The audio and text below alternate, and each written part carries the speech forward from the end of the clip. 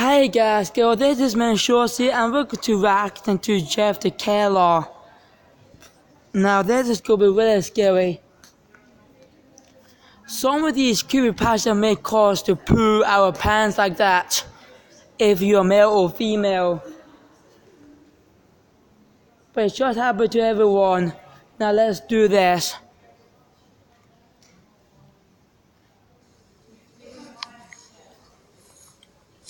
Excerpt from local newspaper.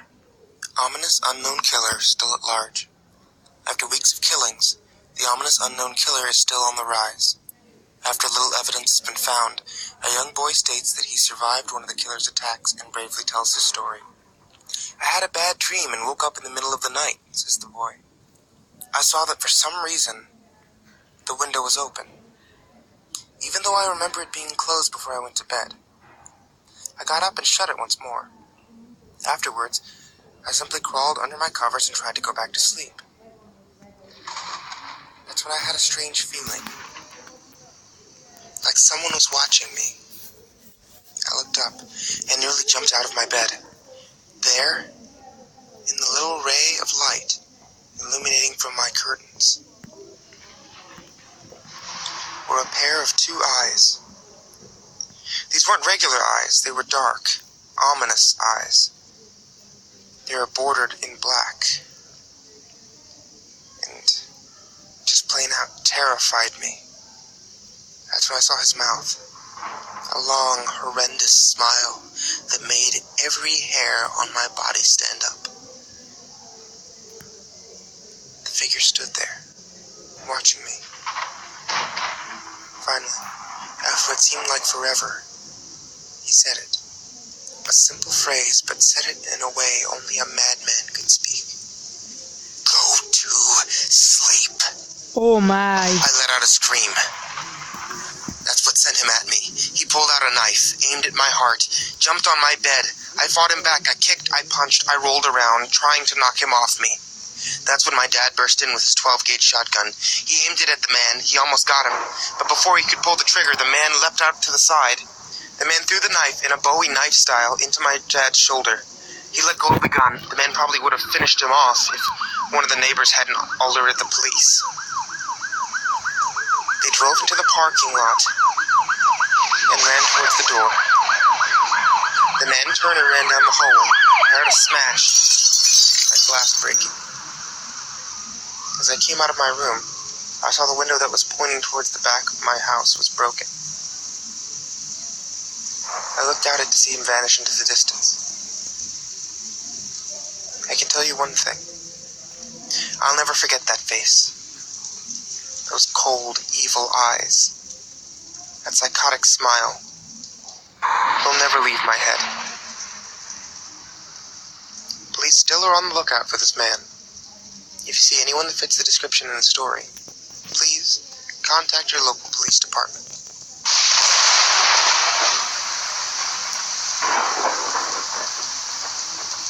Jeff and his family had moved into the new neighborhood.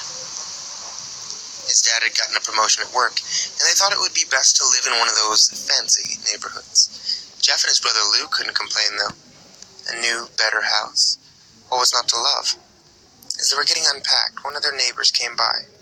"Hello," she said. "I'm Barbara. I live across the street from you.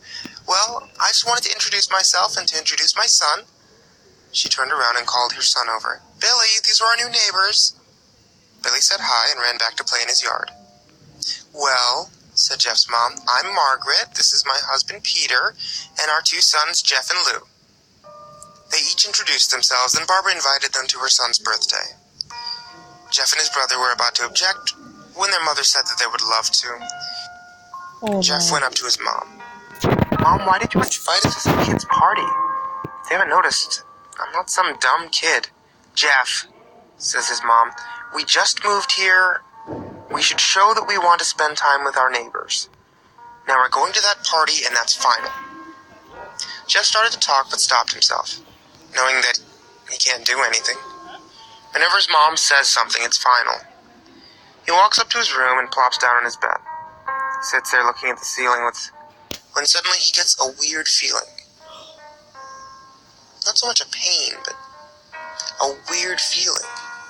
He dismisses it as if some random feeling. He hears his mom calling him down to get his stuff, and he walks down to get it. The next day, Jeff walked down the stairs to get breakfast and get ready for school. As he sat there, eating his breakfast, he once again got that feeling. This time it was stronger. It gave him a slight tugging pain, but he once again dismissed it. As he and Lou finished breakfast, they walked down to the bus stop. They sat there waiting for the bus, and then, all of a sudden, some kid on a skateboard jumps over them, only inches above their laps. They both jump back in surprise. "Hey, what the hell, kid?" The kid landed and turned back to them. He kicked his skateboard up and caught it with his hand. He wears an Aeropostale shirt and ripped blue jeans. Well, looks like we got some new meat." Suddenly 2 other kids appeared. One is super skinny and the other is huge. "Well, since you're new here, I'd like to introduce ourselves. Over there's Keith." Jeff and Lou look at the skinny kid. He has a dopey face that you would expect a sidekick to have. He's Troy. They look over at the fat kid. Talk about a tub of lard.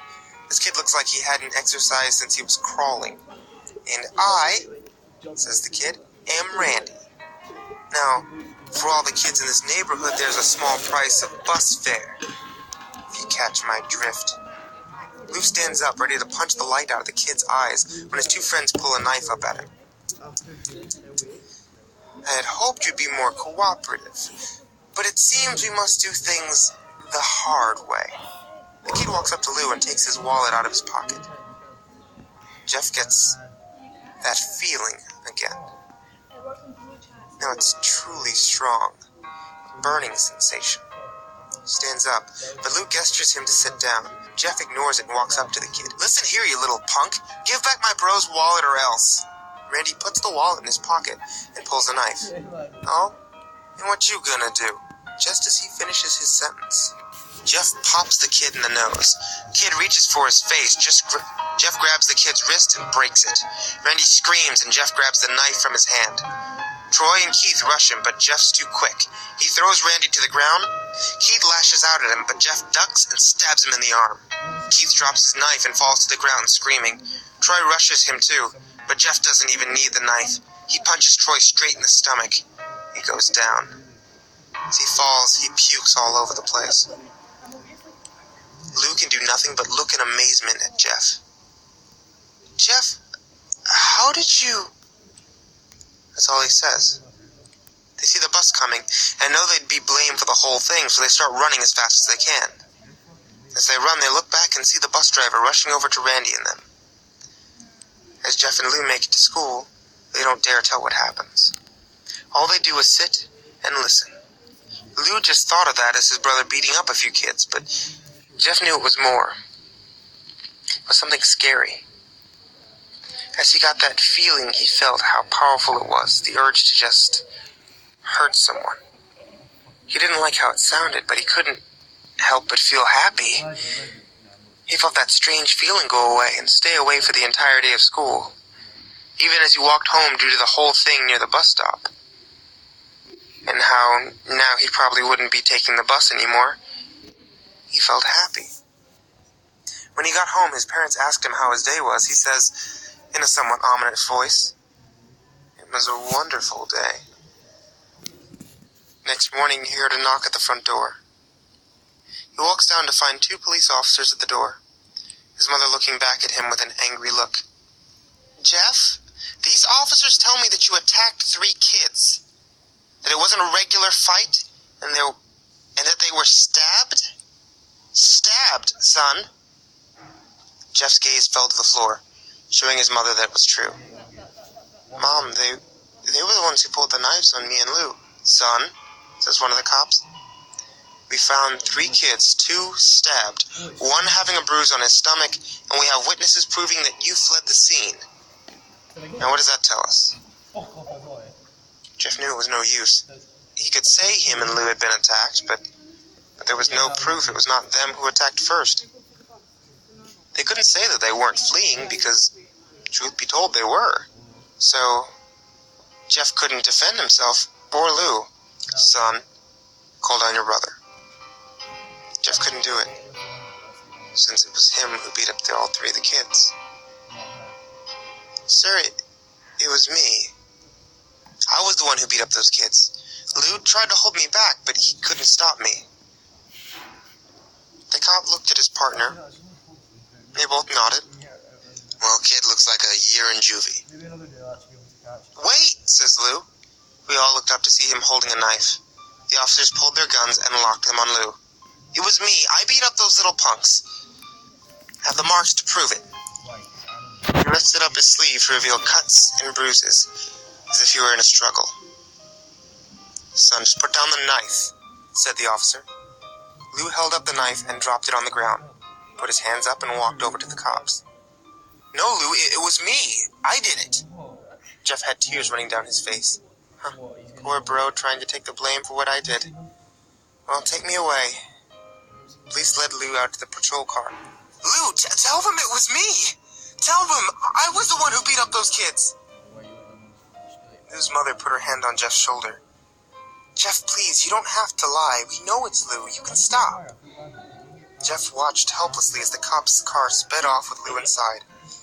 A few minutes later, Jeff's dad pulls into the driveway, seeing Jeff's face and knowing something's wrong. Son, what is it? Jeff can't answer. His vocal cords are strained from crying. Instead, Jeff's mother walks his father inside to break the bad news to him. As Jeff weeps in the driveway, after an hour or so, Jeff walks back into the house, seeing his parents were both shocked, sad, and disappointed. He can't look at them. He can't see how they think of Lou when it was his fault. He just goes to sleep, trying to get the whole thing off his mind.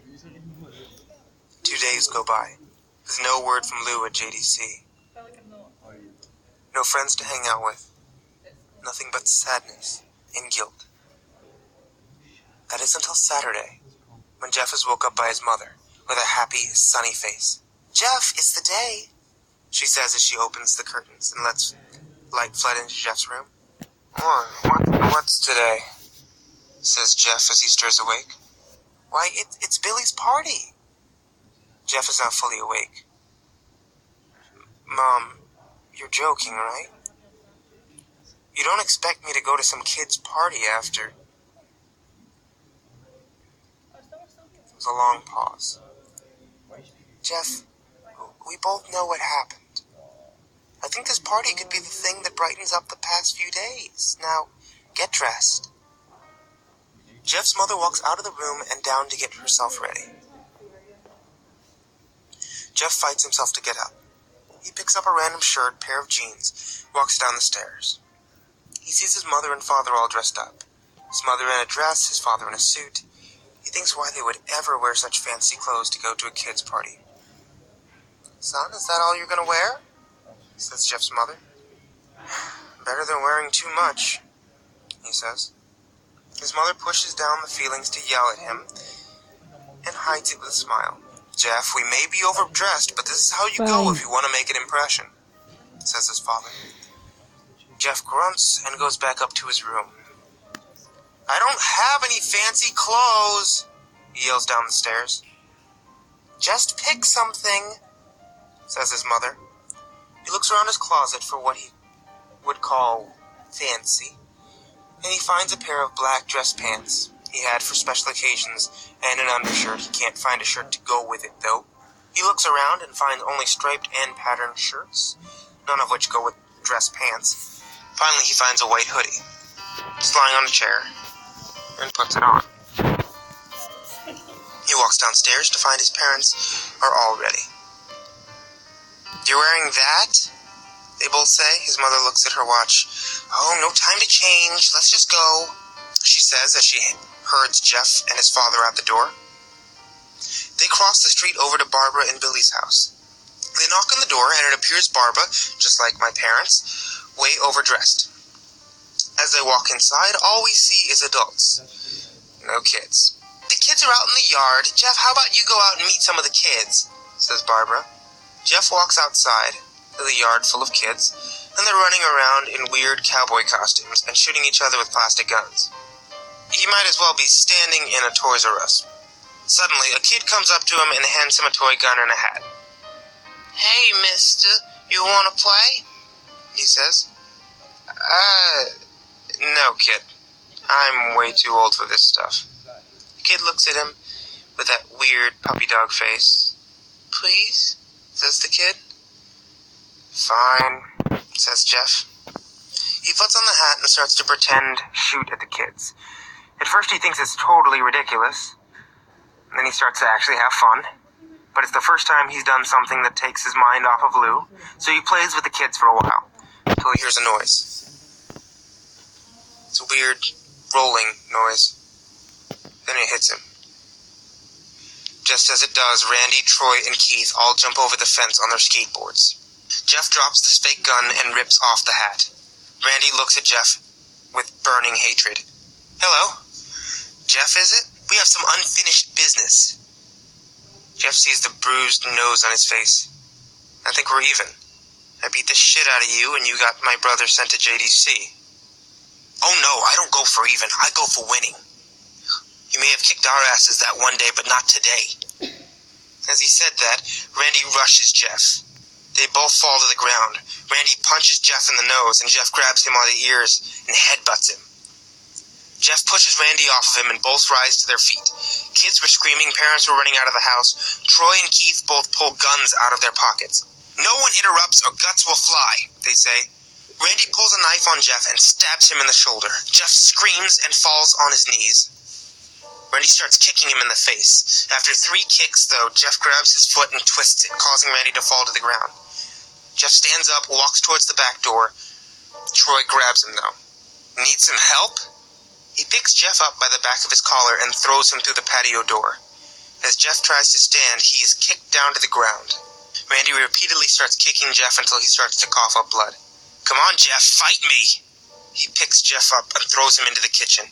Randy sees a bottle of vodka on the counter and smashes the glass over Jeff's head. Fight! He throws Jeff back into the living room. Come on, Jeff! Look at me! Jeff glances up, his face riddled with blood. I was the one who got your brother sent to JDC, and now you're just gonna sit there and let him rot in there for a whole year? You should be ashamed. Jeff stands up. Oh, finally you stand and fight. Jeff is now on his feet, blood and vodka on his face. Once again he gets that strange feeling, the one in which he hasn't felt for a while. Finally he's up, says Randy as he runs at Jeff. And that's when it happens. Something inside Jeff snaps. His psyche is destroyed. All rational thinking is gone. All he can do is kill. He grabs Randy and pile drives him into the ground. He gets on top of him and punches him straight in the heart. The punch causes Randy's heart to stop. Randy's gasping for breath. Jeff hammers down on him, punch after punch. Blood gushes from Randy's body until he takes one final breath. Dies. Everyone's looking at Jeff now. The parents, the crying kids, even Troy and Keith. Although they easily break from their gaze and point their guns at Jeff. Jeff sees the guns trained on him and runs for the stage. As he runs, Troy and Keith let out fire on him, each shot missing. Jeff runs up the stairs as Troy and Keith follow up from behind. As they let out their final round of bullets, Jeff ducks into the bathroom. He grabs the towel rack and rips it off the wall. Troy and Keith race up, knives ready.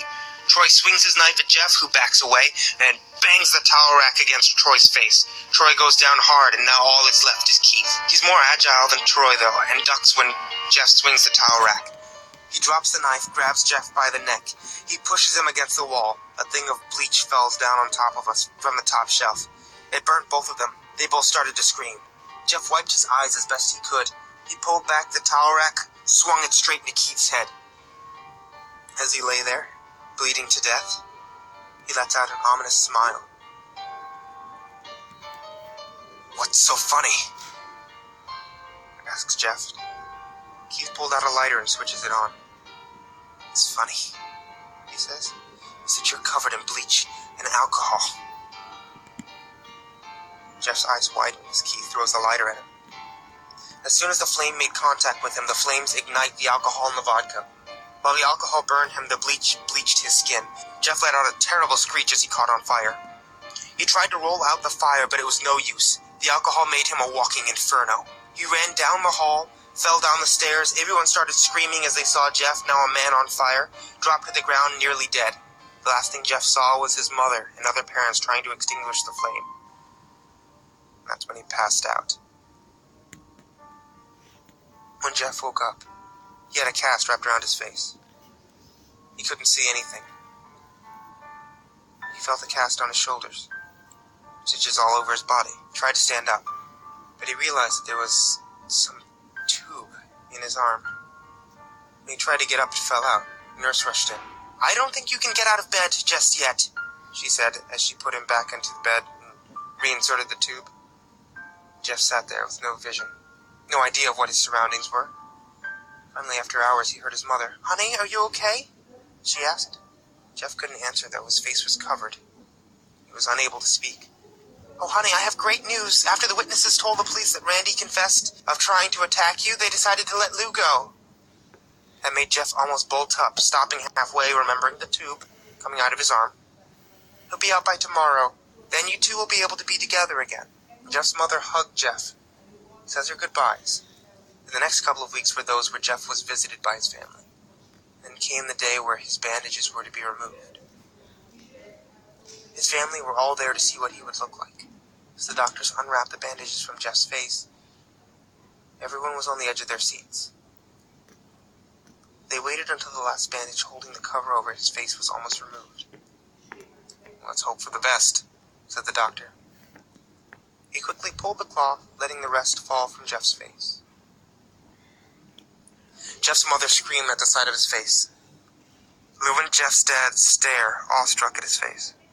What happened to my face?" Jeff said. He rushed out of bed and ran to the bathroom. He looked in the mirror and saw the cause of distress. His face. It's horrible. What did you make today? His lips were burnt to a deep shade of red. Cake His face was and turned into a pasta. pure white Oh, color. that'll be nice. His hair singed from brown to black. He slowly put his hands to his face. It had a sort of leathery feel to it now. He looked back at his family, then back at the mirror. "Jeff," said Lou, "it's not so bad." "Not bad?" said Jeff. "It's perfect." His family were equally surprised. Jeff started laughing uncontrollably. Yep, that is where the poo His parents on the pants noticed was that his left there. eye and hand were twitching. "Jeff, are you okay?" "Okay? I've never felt more happy. Look at me. His face goes perfectly with me." He couldn't stop laughing. He stroked his face, feeling it, looking at it in the mirror. What caused this? You may recall that when Jeff was fighting Randy, something in his mind, some sanity snapped. Now he was left as a crazy killing machine. That is, his parents didn't know. "Doctor," said Jeff's mom, "is my son all right, in the head?" "Oh yes, this is typical behavior for a patient that's had a very large amount of painkillers. If his behavior doesn't change in a few weeks, bring him back here and we'll give him some psychological testing." "Oh, thank you, doctor." Jeff's mother went over to Jeff. "Jeff, sweetie, it's time to go." Jeff looks away from the mirror. His face still formed into a crazy smile. "Okay, Mom." Jeff's mom took him by the shoulder and took him to get his clothes. "This is what he came in," says the lady at the desk. Jeff's mom looked down to see the black dress pants and white hoodie her son wore. Now they were clean of blood and now stitched together. Jeff's mother led him to his room and made him put his clothes on. And then they left, not knowing that this was their final day of life. That night, Jeff's mother woke to a sound coming from their bathroom. It sounded as if someone was crying. She slowly walked over to see what it was. When she looked into the bathroom, she saw a horrendous sight. Jeff had taken a knife and carved a smile into his cheeks. Jeff, what are you doing? Asked his mother. Jeff looked over to his mother. I couldn't help but... I couldn't help. I couldn't keep smiling, Mommy. It hurt after a while. Now I can smile forever. Jeff's mother noticed his eyes, ringed in black. Jeff, your eyes! His eyes were bordered by black, seemingly never closing. I couldn't see my face. I got tired and my eyes started to close. I burned out the eyelids so I could forever see myself, my new face. Jeff's mother slowly started to back away, seeing that her son was going insane. What's wrong, Mommy? Aren't I beautiful? Yes, son. She said, yes, you are. Let me go get Daddy so he can see your face. She ran into the room and shook Jeff's dad awake from his sleep. Honey, get the gun, wait. She stopped as she saw Jeff in the doorway holding the knife. Mommy, you lied. He's taking inches, isn't it? Yeah. That's the last thing they heard as Jeff rushed them with the knife, Yeah. gutting both of them. His brother Lou woke up, startled by some noise. He didn't hear anything else, so he just shut his eyes and tried to go back to sleep. As he was on the border of slumber, he got the strangest feeling that someone was watching him. He looked up before Jeff's hand covered his mouth. He slowly raised the knife, ready to plunge it into Lou. Lou thrashed here and there, trying to escape Jeff's grip. I said, just go to sleep.